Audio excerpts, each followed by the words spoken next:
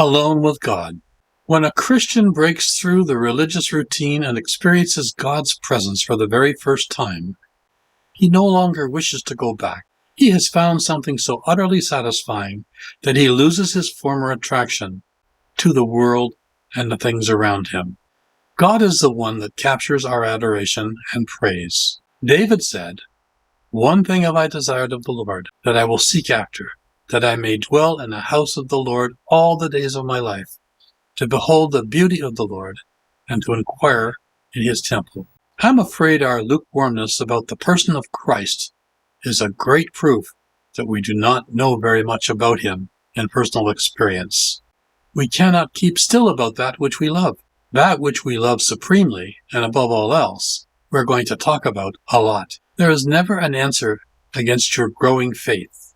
There is never any argument that is valid against the glowing, throbbing heart of a man. I can prove to the young father that his little baby is only one more baby among millions, but I cannot stand up against the glowing face of the happy young father. The Bible says that God has taken away the veil that separates us from him, but we sewed the veil up with our busy little hands. We put up a veil worthy of self-love, self-pity, self-trust, self-admiration, self-contentment, and the other self-sins. That little flame of ours is hidden behind the veil of self. The ordinary Christian is satisfied to live just a little removed from the presence of God.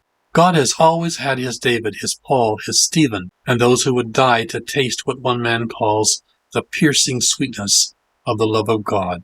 What can we do now? Briefly, first, hold faith in love. This makes a man dear to God. Second, come with full confidence.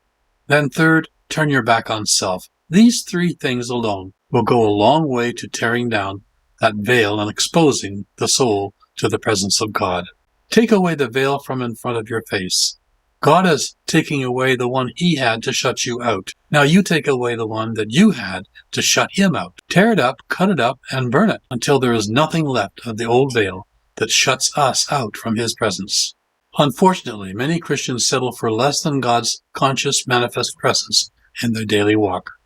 There is a strain of loneliness infecting many Christians, which only the presence of God can cure. Why do so many Christians shy away from the holy presence of God? God's face, his realized, manifested, and enjoyed presence may be the treasure of all God's people. The struggle to come and stay in the manifest presence of God is well worth the effort. The one who breaks through the self-imposed veil will discover a waiting presence that will grace and bless his or her life with a pleasing aroma of adoration and praise for the rest of their earthly days. Seek God and seek him now.